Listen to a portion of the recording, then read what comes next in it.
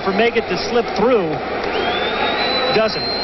Meggett carrying the ball on second down. We were in Providence, Rhode Island, where they trained on Tuesday, and David said, I'm maturing. I'm getting older. They're going to let me play some on first and second down.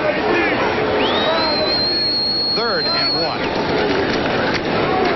They come to the left side, and it'll be close for the first down. Yeah, Mike Mamula is the #1 draft pick for the Philadelphia Eagles. He is their right defensive end. He's number 59, and Ray Rhodes said, hey, you're my guy. You're my starting right defensive end, 7th pick in the entire draft. He's going to be a great pass rusher. Everybody acknowledges that. But the question is his run defense, and every rookie in the league gets tested. There's number 59 getting blocked inside. They run right at him. But every rookie in the league gets tested on September 3rd, opening day, and I promise you they're going to come after him on the run. They got the first down. This one's picked off. It's been a problem for Bledsoe, and Mark McMillan complicates things. The ball cannot be in the air long when you throw it to Mark McMillan's side. Okay, we're 2.5 weeks away from the opening of the season. You understand why Bill Parcells is a little concerned about this team. I mean, that ball has some real zip on it, but Mark McMillan kind of baited him. And a good defensive back will bait a quarterback. You lay off, particularly on the long out route, and then when the ball's in the air, you make your move. Ball intended for Will Moore. It's the second turnover and a first down 10 Philly. They lead it by 10. Here's Barnett in motion. Power play. Waters caught up high and dropped by Willie McGinnis, number 55.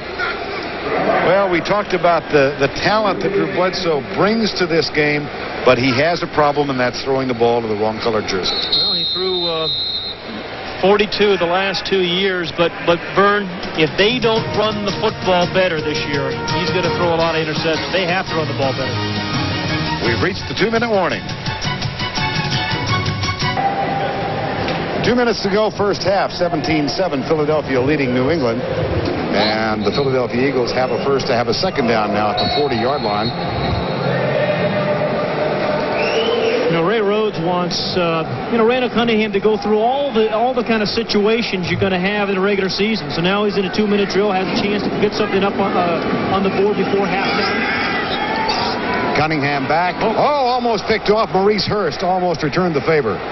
Right in the breadbasket at number 37. Doing some pretty good corner play tonight. Maurice Hurst on that play, the play earlier too. Ricky Reynolds has played well for the Patriots. And of course, Mark McMillan's did a nice job for the Eagles. The thing about the Eagles tonight, though, they have done a nice job. They've had a big play in the special teams area. They've had a big offensive play, the touchdown to Fred Barnett. Defensively, they had a nice interception by McMillan. Ray Rhodes has to be very pleased with his team tonight. 3rd and 9. Waters starts in motion right side. Cunningham goes deep, and Calvin Williams had his man Maurice Hurst beat. Calvin Williams was expecting the ball inside, the old post pattern. I think he was expecting the ball inside. Cunningham threw it outside. There was just a miscommunication between Cunningham and Calvin Williams. But there was no free safety there. That had an opportunity to be a very large and long play. And it brings up 4th down. Meggett waits at the 10-yard line. Last time he popped this one up. Punted out of bounds on the 10-yard line. Connor Hutton back. Snap just a little bit high. John Hudson way up there. But this one could go into the end zone. Yep. It's another bad punt. Can't punt the ball in the end zone. Again, I don't understand why punters just don't do it directionally. You have 20 yards to work with punting the ball out of bounds. It's a lost art. It is. Actually, at halftime, Jeffrey Lurie, the new owner of the Philadelphia Eagles, will be Ernie Johnson's guest. That's coming up on the Fruit of the Loom halftime report, which is about a minute and 42 seconds away. 17-7. By the way, William Fuller is not starting tonight. He is not here, the defensive end of the Philadelphia Eagles. William's dad, William Sr., passed away on Tuesday. So William Fuller Jr. has gone back to Virginia for the funeral services, and we wish the family the best.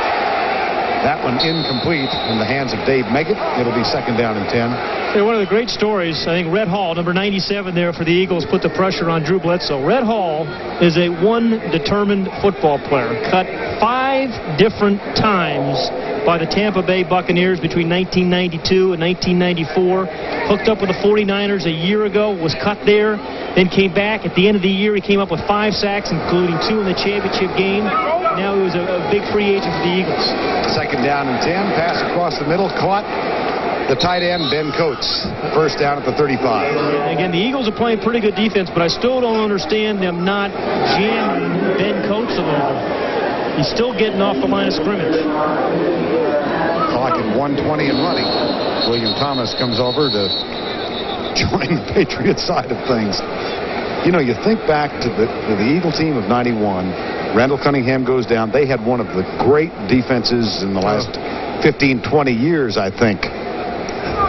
Offsides, number 51, defense. Unabated to the quarterback, 5 yards, still 1st down. William Thomas is the only man who was still, who was a starter, who was a member of that defense. Boy, they were Jerome Brown. And it began with Simmons. Jerome Brown's death, I think. Yep. Clyde Simmons, of course, they had Reggie White, Seth Jr. 1st down, here's Bledsoe back. Screen pass, Meggett in trouble. Caught and dropped at the 38-yard line. And Mark Woodard, number 57, is the guy who stopped him there, Vern. And this is the guy that Emmett Thomas really wanted to take a long look at Mark Woodard. 2nd down. Incomplete. Intended for Kevin Lee and knocked away by Barry Wilburn, the former Washington Redskin, number 45. You know, we've talked about Ben Coates as a receiver. Sometimes he'll stay in on protection. Gets his big old body there on the linebacker. William Thomas does a nice job. But he is incredibly dangerous down the middle of the field and a huge target at 6'5". 3rd and 6, Bledsoe back. Here they come. Bledsoe's going deep. Nobody open. It's intended for Will Moore, but terrific coverage by Mark McMillan. Will Moore, who caught a couple on the touchdown drive, but can't get anywhere close to this one. He played for Carter High School in Dallas. They had a phenomenally successful program in Carter. They have for years and years. And they had a coach whose name was Kedrick Couch. And I used to love to go on the air in Dallas and say, here's the latest from Carter High coach Kedrick Couch. You like that alliteration? Yeah. Now the Patriots are back to punt. Perhaps. No penalties. Possibly. Poorly done. It's in the end zone. O'Neal punts it all the way into the end zone. Well, you know, 33 seconds in this first half. You know, both coaches came in wanting to win this game. And if you're Ray Rhodes, I think you're very pleased with what went on the first half. If you're Bill Parcells, as we said at the very beginning, he had some concerns, didn't know what kind of team he has. Right now, he didn't like the team he has. They have not done anything particularly well. They've not played great defense. They turned the ball over. They had a big special teams play against them. Again, 2.5 weeks, I think, to opening day. We've got 33 seconds to go before halftime. 1st and 10 Eagles. Cunningham has been the quarterback the entire way. Here's Kevin Turner, who has probably been the story of this first half, if you want to single out one player. Well, he's done it all. He's run the ball, saved 2 sacks of Cunningham, recovered a fumble on a special teams play, caught the ball. And you can win with a lot of solid players like Kevin Turner. He will definitely help this team, and believe me, the Patriots are going to miss him. Already have. We've reached the end of one. Ray Rhodes and the Philadelphia Eagles, trying to maintain an unblemished preseason record, have controlled the first half of play over Bill Parcells and the New England Patriots, and they lead it by 10. Freddie Barnett with a touchdown catch. Kelvin Martin with a punt return, 83 yards for a touchdown. That and Gary Anderson's field goal have given the Eagles 17 points. Ernie Johnson is next. 17-7, Philadelphia leads it over the New England Patriots, Week 3 of the 1995 preseason here on a very warm August 17th. How can you tell it's so warm? Gee whiz. But Ray Rhodes, I'm sure, is really in control of himself right now. He must feel very good about the first half. This is going to be a pretty good Philadelphia team, I think, if they play in the regular season like they did in this first half. Defense, I think, was very solid. Big turnover there. Special teams, they scored there. Randall Cunningham looks like he's played well on this West Coast offense. Kevin Turner has been the story here. I think Ray Rhodes has to be very, very happy. Let's take a look at the Ryder game summary now before the second half kickoff.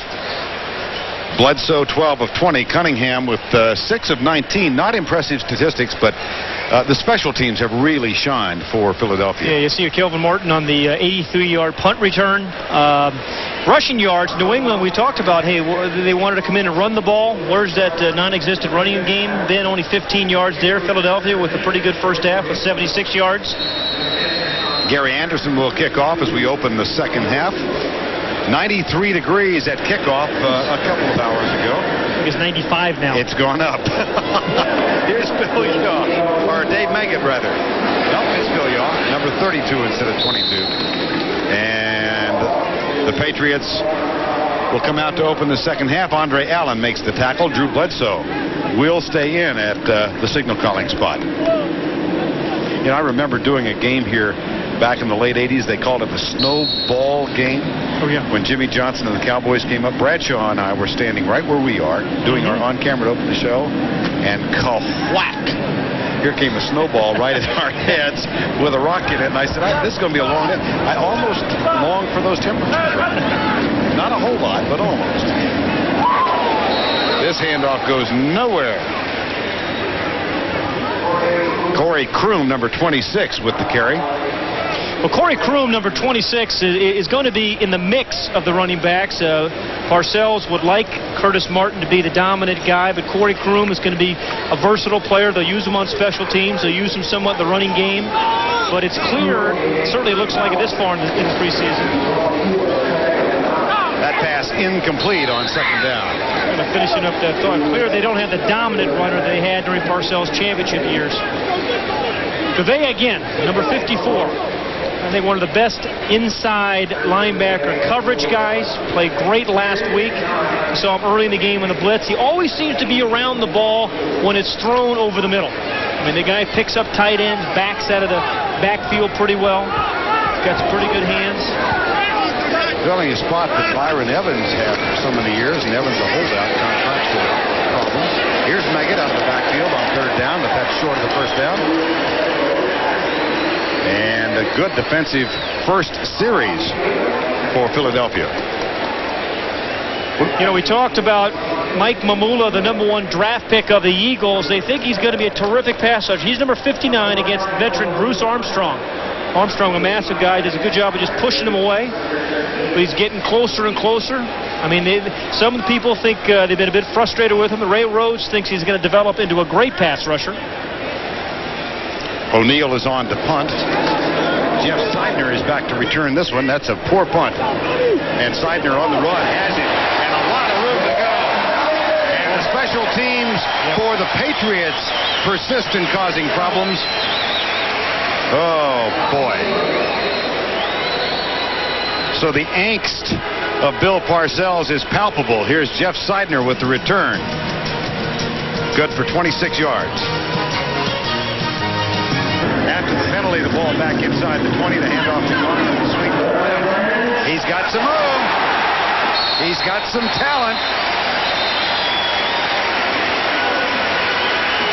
The thing about Charlie Garner, he can cut at full speed. And that was just a little sweep, simple sweep going to the left. Now, sometimes he can hide. He's only 5'9". He's going to hide behind those big old offensive linemen. Wait to the right moment to make his cut. Doesn't hurry the run. Doesn't rush it. And he picks up a 29-yard gain. I mean, this guy is going to be, you know, he's a walking 29-yard gain, isn't he? First and 10. Rodney Peete has his back split. Quick setup from the side. Caught by Kelvin Martin. That's a gain out to the 39-yard line. Jimmy Hitchcock, number 31 making the defensive play. And Mike Jones was in Pete's space, number 96. 17-7. We've had no scoring in this quarter. Now Jeff Kearney, number 81, checks in. Jay Kearney, rather. significant game for a lot of the fringe players tonight, and Kearney's one of them. You're right, and they know it's critical. It means everything. This is the one shot